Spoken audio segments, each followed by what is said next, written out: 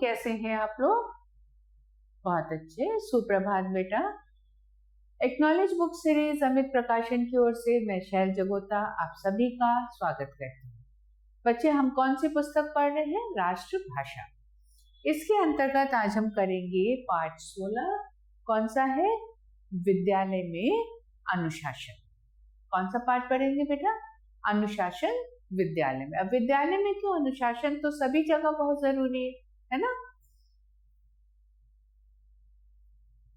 अब इस पाठ में एक बड़ा भाई अपने छोटे भाई को पत्र लिखता है और उसकी गलतियों के बारे में उसे बताता है। प्रिय अनुज मोहन, सस्नेह आशीर्वाद।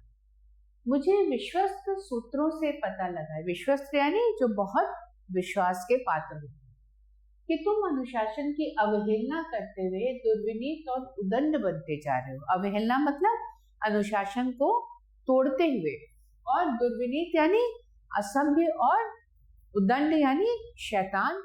एक शैतानी अच्छी वाली होती है और एक शैतानी कौन सी होती है बेटा?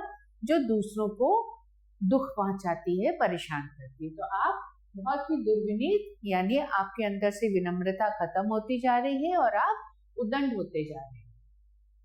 तुम्हारी इस कुत्सित प्रवृत्ति को सुनकर मेरे हृदय को बड़ी ठेस लगी। कुत्सित यानी प्रवृत्ति, कुत्सित प्रवृत्ति यानी बुरी आदत, बुरे नेचर को सुनकर मेरे हृदय को बड़ी ठेस लगी, यानी मुझे बहुत दुख पहुंचा। तुम्हें मार्गदर्शन के लिए मैं कुछ सुझाव दे रहा हूँ, यानी तुम्हारे अंदर सुधार करने के लिए मैं कुछ तुम्हें तरीके बता रहा हूँ। आशा है कि तुम उनको अपने जीवन में ढालने का प्रयत्न करोगे। अनुशासन जीवन का मुख्य आधार है। कहने का क्या मतलब है कि हमें बहुत कुछ आता है, हम बहुत पढ़े लिखे हैं, हम बहुत ज्ञानी हैं, बहुत सुंदर हैं, बहुत पैसा है, लेकिन हमें बड़ों की इज्जत करनी नहीं आती, दूसरों से बात करना नहीं आता, चलना उठना बैठने का तरीका नहीं है, तो फिर ऐसी पढ़ाई का कोई लाभ नहीं है। तो इसीलिए अनुशासन का जीवन में बहुत महत्व है। यह उस सदाचार की नींव है जो जीवन का मुकुट और गौरव है। सदाचार यानी अच्छे व्यवहार, अच्छे आचरण का क्या है? नींव यानी जड़ है, जिसके आधार पर मुकुट और जो जीवन का मुकुट और गौरव यानी जीवन को प्रशस्त करने में, आगे बढ़ाने में काम आता है। यह बड़प्पन और गौरव की सोने की कुंजी है। यह जीवन की वह प्राणवायु है जिसके बिना न तो मानव और न समाज ही कभी जीवित रह सकता है। यानी अगर हम अनुशासित नहीं हैं तो हम जीवन में कुछ भी नहीं कर सकते। बिना अनुशासन के जीवन वैसे ही है जैसे पतवार के बिना जहाज। पतवार क्या होता है बेटा? आपने देखा होगा जब नाव को पानी में चलाते हैं तो ऐसे ऐसे एक डंडी सी है जो पानी को काटते हुए नाव को आगे बढ़ाती है, उसको हम पतवार कहते हैं। यह हमारे उन भावों पर अंकुश रखती है जो हमारे विनाश के निमित्त हो सकते हैं। निमित्त यानी कारण।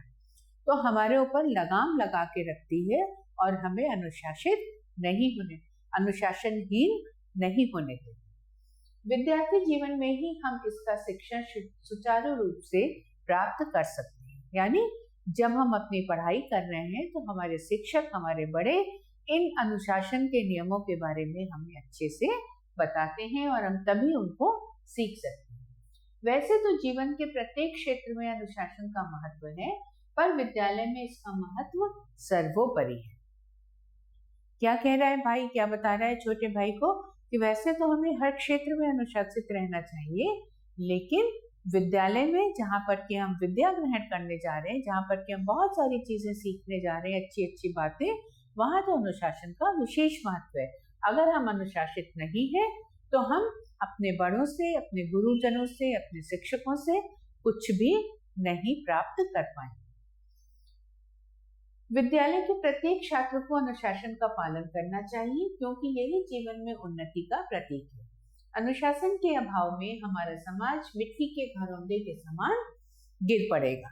जिस प्रकार मिट्टी का घरौंदा बहुत ढीला होता है, कमजोर होता है, जरा सा भी तेज बारिश आई, आंधी आई तो वो टूट कर चरमरा कर गिर जाता है, उसी तरीके से अगर हम अनुशासित नहीं है तो हमारा जीवन भी बेकार है।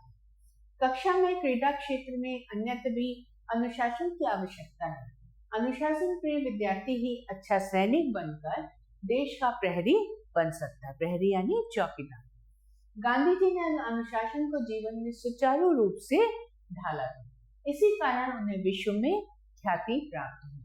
स्वतंत्र भारत में तो विद्यार्थी को अधिकाधिक अनुशासन प्रिय होना चाहिए, क्योंकि इसी से हमारा देश चतुर्मुखी उन्नति कर सकता है। चतुर्मुखी यानी चारों तरफ से उन्नति कर सकता है और उसकी सुरक्षा स्थायी हो सकती है। यानी जो भी कुछ हमने पाया, जो भी कुछ हमने सीखा, उसको हम बहुत समय तक सुरक्षित रख सकते हैं। अनुशासन का पालन करना आरंभ में कुछ अखरता है, अखरता अवश्य है, पर इसका फल मधुर होता है। यानी अगर हम डिसिप्लिन रहते हैं और लोग हमें डिसिप्लिन रहने के लिए कहते हैं, तो शुरू में समय पे काम करना, समय पे सोना, समय पे पढ़ना, समय पे खाना, सारी चीजों को करने में थोड़ा सा हमें कष्ट होता है। क्यों? क्योंकि हम अपने मन के मुताबिक चीजों को नहीं कर सकते। लेकिन धीरे धीरे जब हमें उसकी आदत पड़ जाती है, तो वही आदत हमें आराम देने लगती है। अनुशासन प्रिय छात्र ही अपने देश के गौरव को बढ़ा सकता है। आशा है तुम इस पत्र को पढ़ने के बाद दुर्विनीतता यानी जो असभ्य हो गए हो और उद्दंडता को छोड़कर अनुशासन प्रिय बनोगे। ऐसा करने पर ही तुम अच्छे नागरिक बनकर देश की सेवा कर सकोगे। तुम्हारा शुभेच्छु यानी अच्छा चाहने वाला कौन? कुंदनलाल। समझ आया बेटा? इस पूरे पत्र में एक बड़े भाई ने छोटे भाई को अनुशासन के बारे में बहुत कुछ बताया है। आइए बेटा अब हम प्रश्नोत्तर करें। यह पत्र किसने लिखा है? बड़े भाई ने छोटे भाई। बड़े भाई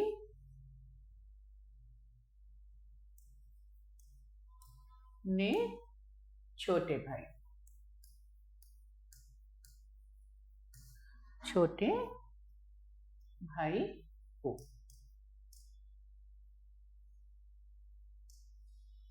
ठीक है, यह पत्र किसको लिखा गया है? यह पत्र भाई को लिखा गया है।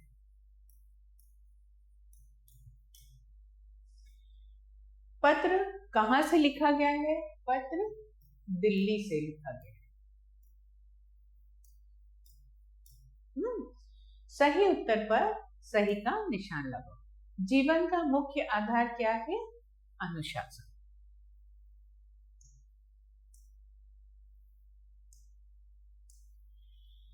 अनुशासन को बताया गया है सफलता की कुंजी। महात्मा गांधी ने अपनाया अहिंसा को, अनुशासन को, दोनों ही चीजों को अपनाया। अनुशासन का महत्व सर्वोपरि है, बाजार में, बस में, विद्यालय में या सभी जगह। लेकिन सर्वोपरि कहाँ है? सर्वोपरि तो कहाँ है बेटा? सर्वोपरि तो सबसे ज्यादा विद्यालय में है। ठीक है। रिक्त स्थानों की पूर्ति। तुम्हारी इस उद्दंडता की प्रवृत्ति को सुनकर मेरे हृदय को बड़ी ठेस लगी है। बिना अनुशासन के जीवन वैसे ही है जैसे पतवार के बिना जहाज। विद्यालय के प्रत्येक छात्र को किसका पालन करना चाहिए बेटा? अनुशासन का। अनुशासन प्रिय छात्र ही अपने देश के गौरव को बढ़ा सकता है। तो आज के लिए बस इतना ही बच्चों।